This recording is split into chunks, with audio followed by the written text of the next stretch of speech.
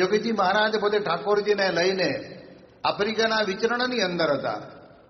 અને તે વખતના સમયની અંદર બન્યું એવું કે ઠાકોરજી માટે પાણીનો એક જગ રાખતા. પહેલાના સમયની અંદર એ પ્લેનની અંદર કંઈ એવી પાણીની વ્યવસ્થા નહોતી, મિનરલ વ્યવસ્થા, અત્યારે બોટલો થઈ ગઈ એવી. એટલે 24 કલાક યોગીજી મહારાજ પોતે ઠાકોરજીને ટાઈમે ટાઈમે પાણી ધરાવવા જોઈએ એટલે એ જગ જોડે રાખતા હતા. ને જગ ભૂલથી રહી ગયો ઉતારે. હવે પાણીનો જગ છે, એમાં કંઈ અમૃત ભર્યું નહોતું. પણ યોગીજી મહારાજને ખબર પડી કે જગ રહી ગયો છે. સ્વામી કે આપણે પ્લેનને રોકી રાખો. હવે એસટી બસ ઊભી નથી રહેતી તો પ્લેન રોકાય, એના ટાઈમે રહેવું પડે જ ને.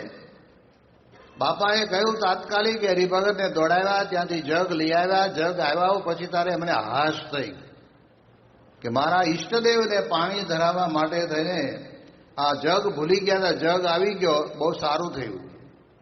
એટલે આપણે એક એક પ્રસંગની અંદર જોઈએ છીએ. ભાવનગરની અંદર શાસ્ત્રીજી મહારાજ, નિર્ગુણદાસ સ્વામી, પ્રભુદાસ શેઠને ઘેરે ઉતરેલા અને ત્યારે તે વખતે ત્યાં આગળ સંતોએ રસોઈ બનાવી અને યોગીજી મહારાજ ત્યાં આગળ ઠાકોરજી સમક્ષ થાળ ધરાવતા હતા. અને ત્યારે એ વખતે હરિભક્તે કહ્યું કે સ્વામી સાક્ષાત મહારાજ જમે એમ પ્રાર્થના કરજો. અને ત્યારે શાસ્ત્રી મહારાજે કહ્યું કે જોગી થાળ ધરાવે ને એમાં સાક્ષાત ભગવાન જમે જ. અને આશ્ચર્યની વચ્ચેની વાત છે, આ કોઈ પરચા પરચીની વાત નથી. આ તમે સમજો તો તે વખતે જ્યારે યોગીજી મહારાજ અતિશય મનોવાર કરીને ભગવાનને જમાડ્યા અને જમાડ્યામાંથી લાડુ પણ ઓછો કર્યો, ફૂલવડી પણ જમ્યા, શાક પણ જમ્યા, દાળ ભાત પણ જમ્યા. એ બધું ત્યાંના હરિભક્તોને દેખાયું. આ પહેલા 21 લાખ વર્ષ પહેલા થઈ ગયેલી વાત નથી. આપણે કર્ણ પરંપરાની અંદર હમણાં ને હમણાં સાંભળીએ એવી વાત છે. એવી મૂર્તિઓ ત્યાં હતી અને એ મૂર્તિ થાળ જમી ગયા. તો જો એનું ભગવાનને વિશેનું જોડાણ છે.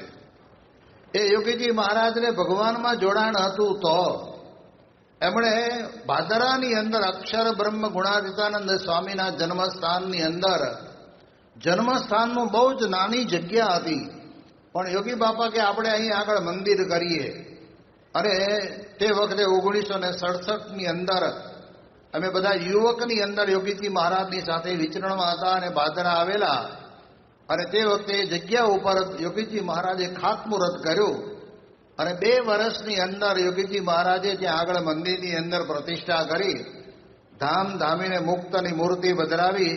અદભુત. અત્યારે એની એ જ મૂર્તિ આપણે નવા મંદિરની અંદર પ્રસ્થાપિત કરવામાં આવી છે. તો કહેવાનો અર્થ કે એમણે મંદિરો કર્યા, પણ સ્વામી કહે છે કે આ મંદિરો અને સત્સંગ ચાલે, બરાબર વ્યવસ્થિત ચાલે, એના માટે થઈને યોગીજી મહારાજે ચૈતન્ય મંદિરો કર્યા.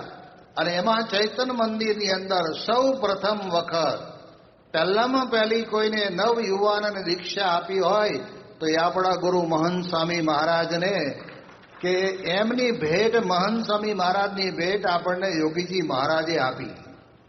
અને યોગીજી મહારાજ એ વખતથી જ મહંત સ્વામીનો મહિમા ગાતા હતા. પણ આપણી સંપ્રદાયની પરંપરા છે કે જે સત્પુરુષ પ્રગટ હોય ત્યારે બીજી કોઈ આડી અવળી વાતો કરવી એ સંપ્રદાયની અંદર સંપ્રદાયના સિદ્ધાંતને ડોળી નાખ્યા જેવું કહેવાય. એટલે કોઈ બીજો વિચાર હતો જ નહીં ને કોઈ ચાલતોય નહીં. એક જ દિશા હતું પ્રમુખ સ્વામી મહારાજનું. પણ પ્રમુખ સ્વામી મહારાજની 48મી જન્મજયંતિ ઉજવાણી ત્યારે તે વખતના સમયની અંદર પ્રમુખ સ્વામી મહારાજે પોતે એમ શર્મિંદા થઈને ત્યાં આગળ જે પોતે પ્રવચન કરે છે એનો વિડીયો આપણે ઘણી વખત જોયો છે. અને એની અંદર પ્રમુખ સ્વામી મહારાજ કે મહંત સ્વામીને પણ ઘણું મારે વિશે હેત. અને એ એવા પવિત્ર સાધુ છે, જે શાંતિ પમાડ એવા સાધુ છે. પોતાની હયાતીની અંદર, યોગી મહારાજની હયાતીની અંદર આ પ્રમાણે પ્રમુખ સ્વામી મહારાજે પણ સત્પુરુષની ઓળખાણ કરાવેલી. તો મારે કહેવાનો અર્થ શું છે કે ગુણાતીત પુરુષ પોતે ભગવાનમાં જોડાયેલા છે. અને પ્રમુખ સ્વામી મહારાજ માટે તો કેવું હતું કે યોગી બાપાની હયાતીની અંદર 20 વર્ષ સુધી એમણે સંસ્થાનો વ્યવહાર કર્યો. પ્રમુખ હતા પણ વહીવટ કર્યો.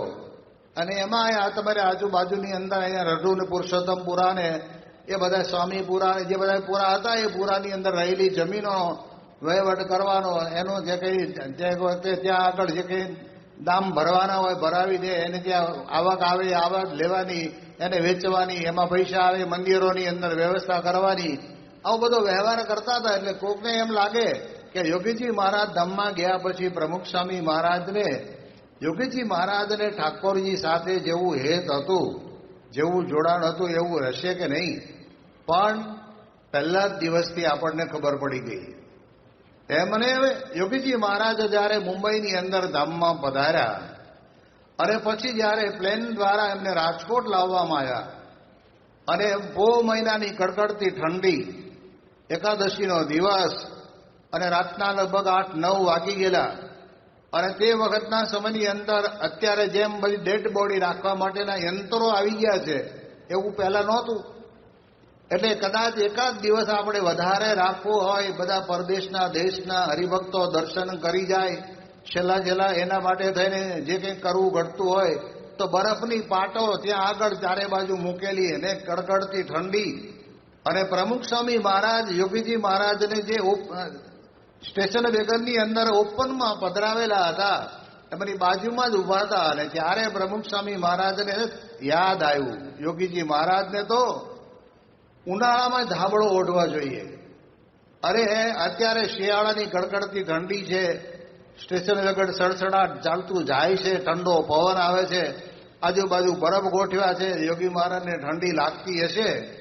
અને પ્રમુખ સ્વામી મહારાજે પોતાના શરીર ઉપર જે ગાતર્યું હતું એ લઈ અને યોગીજી મહારાજને ઓઢાડી દીધું. આ આપણને ખબર પડે કે આ યોગી મહારાજનો દિવ્ય વિગ્રહ, ભલે આપણને એમ લાગે કે ધામમાં ગયા છે, ધામમાં નથી ગયા, એમને સાક્ષાત યોગીજી મહારાજ બિરાજમાન છે એવો અમને અનુભવ હતો. તો આપણને ખબર પડે કે પ્રમુખ સ્વામી મહારાજે જે મંદિરો કર્યા, એ મંદિરોની અંદર એમણે મૂર્તિઓ પધરાવી.